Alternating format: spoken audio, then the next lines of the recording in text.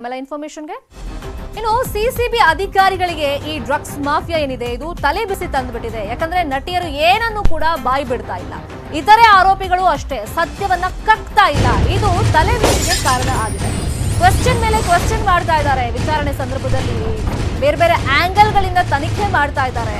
ಈ ಆರೋಪಿಗಳನ್ನ ಬಂಧಿಸೋದಕ್ಕೂ ಮುಂಚೆ, ವಿಚಾರಣೆಗೆ ಕರೆಸೋಕ್ಕೂ ಮುಂಚೆ ಬಹಳಷ್ಟು ತಯಾರಿಗಳನ್ನ ಅಧಿಕಾರಿಗಳು ಮಾಡ್ಕೊಂಡಿದ್ರು. ಆದ್ರೆ ವಿಚಾರಣೆಗೆ ಈ ಆರೋಪಿಗಳು ಡೋಂಟ್ ಕೇರ್ ಅನ್ನೋ ರೀತಿ ಬಿಹೇವ್ ಮಾಡ್ತಾ ಇದ್ದಾರೆ. ಸತ್ಯವನ್ನ ಕಕ್ತಾ ಇಲ್ಲ, ಕೆಲವರು ಸರಿಯಾಗಿ ಉತ್ತರಗಳನ್ನ ಕೊಡ್ತಾ ಇಲ್ಲ. ಇದು ತಲೆ ಬಿಸಿಗೆ ಕಾರಣ ಆಗಿರೋ ವಿಚಾರ ಆಗಿದೆ. ನಾಳೆ ವೀರೇನ್ ಖನ್ನಾ ಕಸ್ಟಡಿಯು ಅಂತ್ಯವಾಗುತ್ತೆ. ಇನ್ನೊಂದು ಕಡೆ ರವಿಶಂಕರ್, ರಾಹುಲ್ ಪೆಪ್ಪರ್ ಕಸ್ಟಡಿಯು ನಾಳೆಗೆ ಅಂತ್ಯವಾಗುತ್ತೆ. ಇವತ್ತು ವಿಚಾರಣೆಯನ್ನ ಸಿಸಿಬಿ ಟೀಮ್ ಮಾಡುತ್ತೆ. ಬಹುತೇಕ ಒಟ್ಟಾಗಿ ಎಲ್ಲ ಆರೋಪಿಗಳು ಜೈಲು ಸೇರೋದು ಗ್ಯಾರಂಟಿ ಅನ್ನೋ ವಿಚಾರ ಗೊತ್ತಾಗ್ತಾ ಇದೆ. ಹೀಗಾಗಿ ನಮ್ಮ ರಿಪೋರ್ಟರ್ ಹೇಳ್ತಾ ಇದ್ರಲ್ವಾ, ಈ ಡ್ರಗ್ಸ್ ಅಂತ ಕೇಸ್ನಲ್ಲಿ ಕೆಳ ನ್ಯಾಯಾಲಯದಲ್ಲಿ ಜಾಮೀನು ಸಿಗೋದು ಬಹುಶಃ ಕಷ್ಟ ಆಗುತ್ತೆ.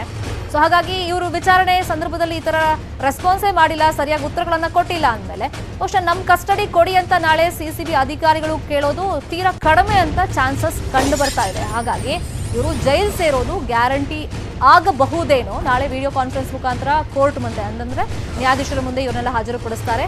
ಪರಪ್ಪನ ಅಗ್ರಹಾರ ಜೈಲಿಗೆ ಶಿಫ್ಟ್ ಮಾಡುವಂತ ಚಾನ್ಸಸ್ ಇರಬಹುದು.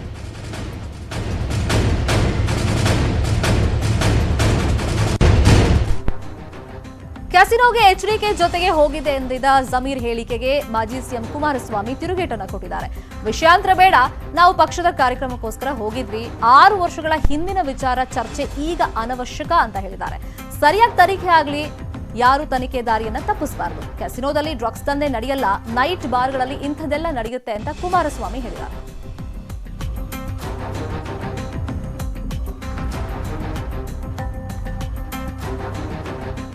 ಡ್ರಗ್ಗೆ ಸಂಬಂಧಪಟ್ಟಾಗೆ ತನಿಖೆಗಳು ನಡೀತಾ ಇದೆ.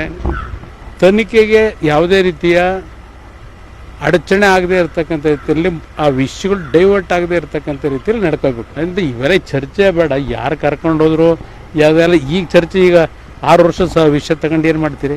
ಇವತ್ತು ತನಿಖೆಗೂ ನಡೀತಾ ಇರ್ತಕ್ಕಂಥ ಈಗಿನ ಘಟನೆಗೂ ಇದಕ್ಕೂ ವಿಷಯಕ್ಕೂ ಸಂಬಂಧ ಇಲ್ಲದೆ ಇರೋದು. ಕ್ಯಾಸಿನೋ ಅಂತಕ್ಕಂಥದ್ರಲ್ಲಿ ನಡೆಯಲ್ಲ ಚಟುವಟಿಕೆಗಳು ನಡೀತಕ್ಕಂಥದ್ದು ಈ ನೈಟ್ ಬಾರ್ಗಳಿಗೆ ಬೆಂಗಳೂರಿನಲ್ಲೇ ಸಾಯಂಕಾಲ ರಾತ್ರಿ ಸಂದರ್ಭದಲ್ಲಿ ನಡೀತಾ ಇರ್ತಂಥದ್ದು. ಹಲವಾರು ಇಲ್ಲಿಯ 5 ಸ್ಟಾರ್ ಹೋಟ್ಲುಗಳಲ್ಲೂ ಕೆಲವರು ಬೆಳಗ್ಗೆ 5 ಗಂಟೆವರೆಗೂ ಡ್ಯಾನ್ಸ್ ಬಾರ್ಗಳು ನಡೆಸ್ತಾ ಇದ್ರಲ್ಲ, ಅಲ್ಲಿ ಇಂಥ ದಂಧೆಗಳು ನಡೀತದೆ.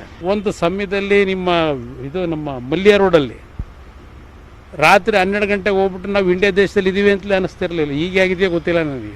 ಅದು ಇತ್ತೀಚೆಗೆ ಈ ಸೆಲೆಬ್ರಿಟಿಗಳು ಅಂತಕ್ಕಂಥವರು ಈ ಒಂದು ದೊಡ್ಡ ಮಟ್ಟದ ಬದಲಾವಣೆಗಳು ನಾವೇನು ಕಾಣ್ತಾ ಇದ್ದೀವಿ.